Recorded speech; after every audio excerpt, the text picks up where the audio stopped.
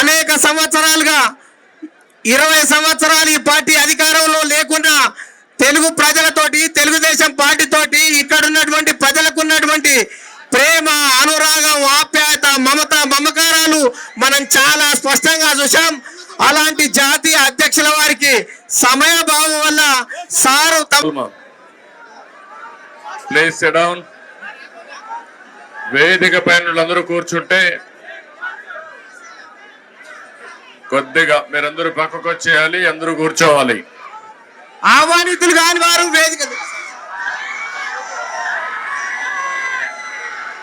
Nursery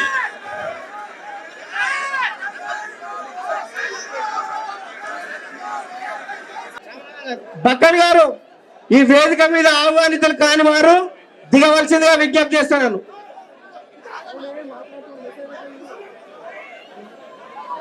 last లో అయిపోయినాక meeting అయినాక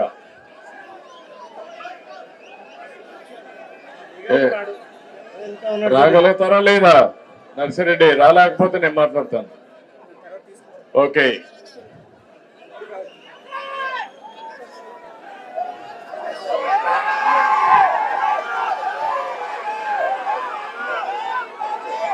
ఈరోజు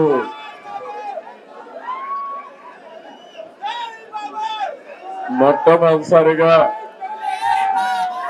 4వసారి ముఖ్యమంత్రిగా ప్రమాణ స్వీకారం చేసిన తర్వాత హైదరాబాద్కు వచ్చాను. ఎన్టీఆర్ ట్రస్ట్ బిల్డింగ్కి వచ్చాను. నా ఆత్మీయులందరినీ ఒకసారి కలిసి మీరు చూపించే అభిమానం చూస్తా ఉంటే నాకెంతో ఆనందం, నాకొక ఉత్సాహాన్ని కూడా మిమ్మల్ని చూస్తా ఉంటే ఇంకా ఎక్కువ చేయాలనే ఉత్సాహం వస్తా ఉంది. వేదిక పైన వేదిక ముందర ఉన్నటువంటి నాకు ప్రాణ సమానమైన తెలుగుదేశం పార్టీ కుటుంబ సభ్యులందరికీ పేరు కార్యకర్తలు చూస్తే ఎక్కడి నుంచి వచ్చారో నాకు తెలియదు, కానీ ఇంత పెద్ద ఎత్తున రాగలిగారంటే అది తెలుగుదేశం పార్టీ బలం. నేను వచ్చింది మీ అందరికి కూడా, మీరందరూ ప్రత్యక్షంగా పరోక్షంగా నా గెలుపు కోసం పనిచేశారు ఆంధ్రప్రదేశ్ లో. అలాంటి మీ అందరికి కూడా ధన్యవాదాలు, కృతజ్ఞతలు. ఒక్క విషయం మనం గుర్తుపెట్టుకోవాలి, మహానాయకుడు యుగ పురుషుడు నందమూరి తారక రామారావు గారు తెలుగుదేశం పార్టీ పెట్టింది ఈ గడ్డపైనే. ఆ రోజు ఆయన ఆలోచించింది ఏదో రాజకీయాల కోసం రాలేదు, లేకుంటే రాజకీయాల్ని అధికారం కోసం వచ్చి ఉపయోగించుకోవాలని రాలేదు.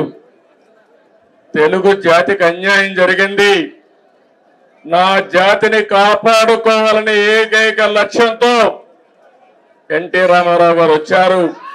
పార్టీ పెట్టిన విధానం కూడా మీరు చూశారు. ఎమ్మెల్యే క్వార్టర్లో ఆ రోజు ఏ విధంగా అయితే 10 మందిని కలవడానికి వచ్చాడు, వస్తే పెద్ద ఎత్తున ప్రజలు వస్తే అప్పటికప్పుడే తెలుగుదేశం పార్టీని నామకరణం చేసి అనౌన్స్ చేశారు. ఈ రోజు కూడా నేను చూస్తున్నా మిమ్మల్ని చూస్తా ఉంటే మళ్ళీ తెలంగాణ గడ్డ పైన తెలుగుదేశం పార్టీకి పూర్వ వైభవం వస్తుంది. అది స్పష్టంగా కనపడుస్తోంది మీ ఉత్సాహం చూస్తా ఉంటే. ఒక విషయం మనందరం కూడా గుర్తుపెట్టుకోవాలి, ఈరోజు 2 రాష్ట్రాలు విభజన జరిగినప్పుడు కూడా నేను ఒకటే ఆలోచించాను, నాకు ఇటు తెలంగాణ అటు ఆంధ్రప్రదేశ్ 2 కళ్ళు. అందుకే ఆ రోజు ఒకే మాట చెప్పాను, నేను ఏ పక్క కూడా సైడ్స్ తీసుకోకుండా 2 ప్రాంతాల ప్రయోజనాలు లక్ష్యంగా పనిచేసిన ఏకైక పార్టీ తెలుగుదేశం పార్టీ. తెలుగు జాతి ఐకమత్యంగా ఉండాలని ఆ రోజు ఆలోచించా, ఈ రోజు ఆలోచిస్తున్నా. నా చివరి రక్తపు బొట్టున్నంత వరకు అదే ఆలోచిస్తాను. ఇంకో పక్కన మీరు ఒక విషయం గుర్తుపెట్టుకోవాలి. తెలుగు జాతికి ఒక గౌరవం తెచ్చిన వ్యక్తి ఎన్టీ రామారావు గారు. అంత మునుపు తెలుగు వాళ్ళందరినీ మద్రాసి అని పిలుస్తా ఉంటే కాదు, రెండు కాదు. ఒకప్పుడు తెలంగాణలో అయితే కరణం మున్సబులు పటేల్ పట్వారి విధానం భయంకరంగా ఉంటే రద్దు చేసిన తర్వాత ఈ ప్రాంత ప్రజానీకం మాకు స్వాతంత్రం వచ్చిందని సంస్కరణ తీసుకొచ్చారు.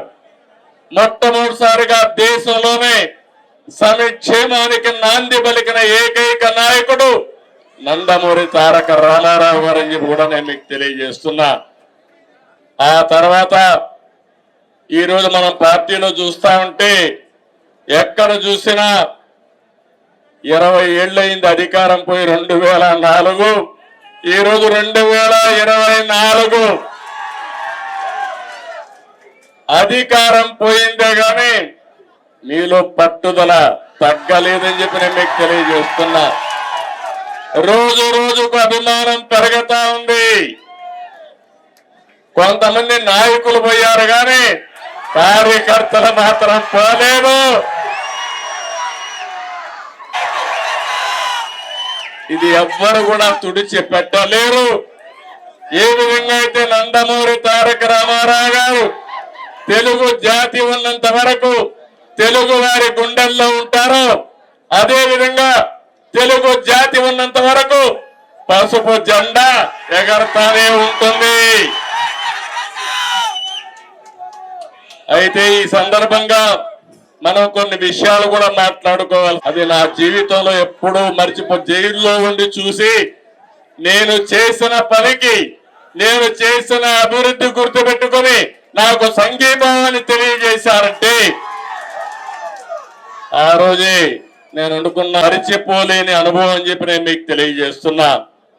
ఈ సందర్భంగా మనందరం ఒకటే గుర్తుపెట్టుకోవాలి. ఈ రోజు రాష్ట్రంలో తెలుగు జాతి ఎన్టీ రామారావు గారిని ఎప్పుడూ మర్చిపోలేరు. అదే సమయంలో ఈ దేశానికి ఒక దిశ చూపించిన వ్యక్తి పివి నరసింహారావు గారు అని చెప్పి కూడా నేను మీకు తెలియజేస్తున్నా. ఆర్థిక సంస్కరణలు 1997లో పివి నరసింహారావు గారు మొట్టమొదటిసారిగా అమలు చేశారు. అప్పటి నుంచి ఈ దేశంలో సంపద సృష్టించడం సులభమైంది. అలాంటి ఇద్దరు నాయకులు ఈ గడ్డ మీద పుట్టడం తెలుగు వారి అదృష్టం అని చెప్పి మరొకసారి తెలియజేస్తున్నా. ఎంతో మంది నాయకులు పోరాడారు, ఎన్నో త్యాగాలు చేశారు. కానీ ఇటీవల కాలంలో ఈ ఇద్దరు నాయకుల యొక్క సమాజం హితం కోసం చేసిన పనులు మనం ఎప్పుడు మర్చిపోలేమని చెప్పి తెలియజేసుకుంటున్నాను. ఇంకో పక్క రాజకీయం అంటే సొంత వ్యాపారాలు చేసుకోవడం కాదు, భావోద్వేగాలు రెచ్చగొట్టడం కాదు, ప్రజల జీవితాల్లో వెలుగు చూపించగలిగింది నిజమైన రాజకీయం అని చెప్పి కూడా నేను మీకు తెలియజేస్తున్నా. మీరు ఒక్కసారి ఆలోచిస్తే తెలుగుదేశం ముందు, తెలుగుదేశం తర్వాత తెలుగు వారి చరిత్ర రాయాలంటే చాలా సులభంగా రాసే అవకాశం ఉంటుంది. ఇప్పుడు హైదరాబాద్ని మీరు చూస్తున్నారు. 95 ముందు ఒక్కసారి మీరు ఆలోచించుకోండి.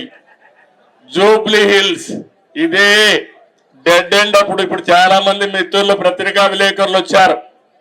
వీళ్ళందరూ కూడా ఎంతో ఉత్సాహంగా నాకు స్వాగతం పలికారు. ఆ రోజుటి నుంచి ఈ రోజుటి నుంచి ప్రత్యక్ష సాక్షులు రాయడానికి పత్రికా విలేకరులందరూ. ఆ రోజు నేను ఒకటే ఆలోచించాను, తెలుగు వాడికి సత్తా ఉంది, అభివృద్ధి చేసి చూపిస్తామని మొట్టమొదటిసారిగా హైటెక్ సిటీతో ప్రారంభించి నిన్న కూడా ఫ్లైట్ లో వస్తానంటూ చూశాను హైటెక్ సిటీని. ఎంత ఆనందం కలిగిందంటే ఒక్క హైటెక్ సిటీతో ప్రారంభించిన అభివృద్ధి ఈరోజు తెలంగాణ, హైదరాబాద్, భారతదేశంలో నెంబర్ 1 అయిందంటే అది తెలుగుదేశం పార్టీ ఆ రోజు చేసిన కృషి, చూపించిన చొరవ.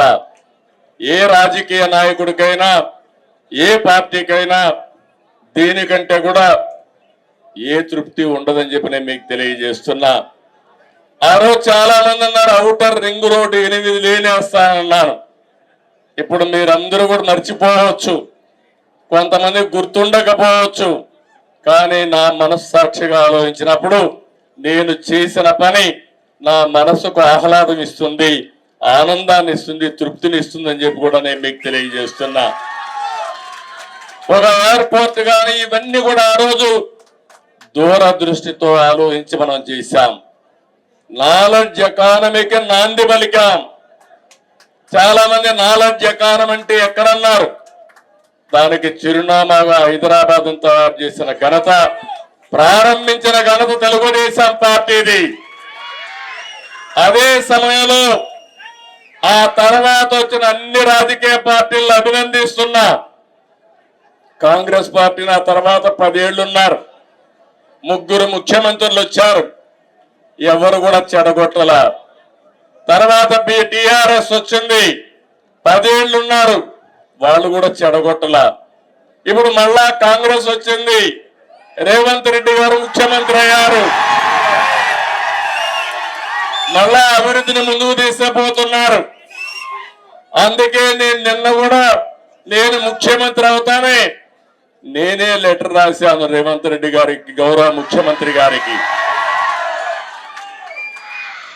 2 రాష్ట్రాల మధ్య కొన్ని సమస్యలు ఉన్నాయి, ఈ సమస్యల్ని పరిష్కారం చేద్దాం, నేను వచ్చి మిమ్మల్ని కలుస్తానని నేనే చొరవ తీసుకున్నాను.